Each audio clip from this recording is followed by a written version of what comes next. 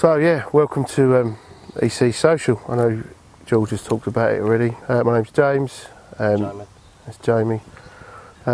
We co-founded Emergency Carper. How long ago now?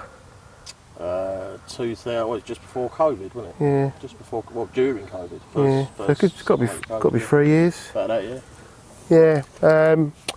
Kind of started. So we've always fished just to deal with mental health. So we're both emergency service workers. Jamie's fire and ambulance, and I'm ambulance, and the whole team really are all emergency service, except for one who's my neighbour, but he comes along because why not?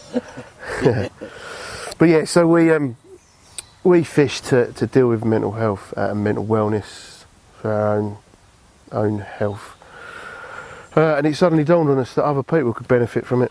And we started putting out stuff on Instagram just to sort of build some awareness of it, and it kind of took off. We got lots and lots of followers in quite a short space of time, and then thought we were onto something. Yeah.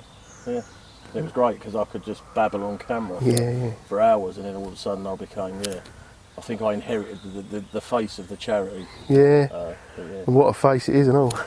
One over near mother would laugh. Yeah. So then we decided to try and think about how we can get other people into it, because it can be quite daunting, as most carp anglers know. Things cost a lot of money, carp tax and whatnot, and we've got to start somewhere. How do you tie a half blood knot, and how do you do this, and what's the pop up? Still doesn't know. I don't know. No, I've got my man here to do that for me. So we thought, why not kick off, get someone to take some people out who need a bit of assistance just to get away from the world for a little while, give them something to focus on other than life. That's about it really, isn't it? Yeah. And I found that it helped me. So I was always fishing for years, and I stopped. Life gets in the way. Got married, got divorced. Long story.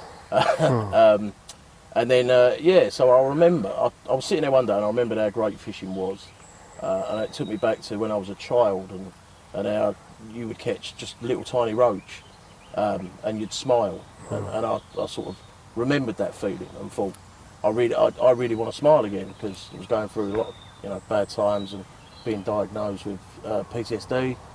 So I thought I was on quite a bit of medication, and like I say, I remember the fishing used to make me smile, so I started going out fishing again, got heavily into it, and for me it was about having a plan, making a plan, whether that be talking to your mates, reading books, talking about baits and different tactics. So you make a plan, you execute that plan, so you find somewhere where you want to go, you put you set your rods, and then ultimately at the end you get your reward, you get your fish. So and that's pretty much the same for any activity. It's about being in control of something and not something being in control of you, and I found it worked wonders, and we've helped a lot of people, but we've also met a lot of people as well. We've had loads of support. That's what these socials are about, mate. Yeah, absolutely, and we meet loads of new people, and we've had loads of support, and they've become friends, and that's what it's about. So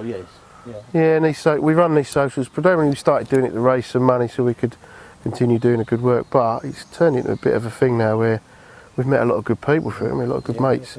People I now consider mates, and it's nice to see them. We do it twice a year, and it's like just a bit of an extended family, really, I suppose. Yeah, definitely. And I think going forward, that gives us the platform to be able to register what we're doing as well. So register as a charity, I think that's the most important focus.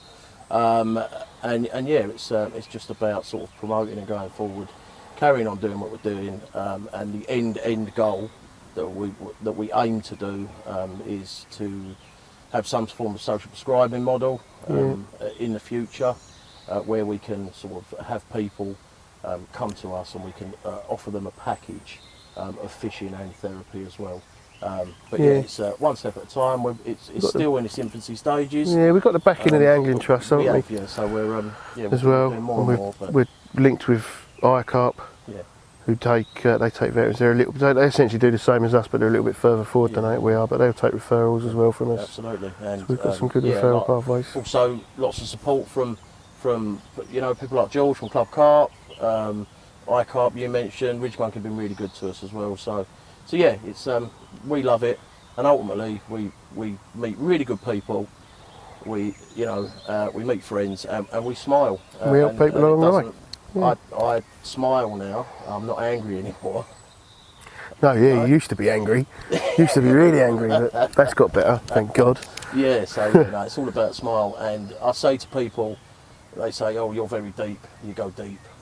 But remember, That's what you a bit need. of advice. Remember the first time you caught a fish, and how you smiled. And people now, you see people now, they go, "Oh, I've caught a bream. Oh, I've caught a catfish." When we were first fishing, we were fishing for roach. Yeah, yeah. And we were happy. Yeah. So remember that, and you'll never look back.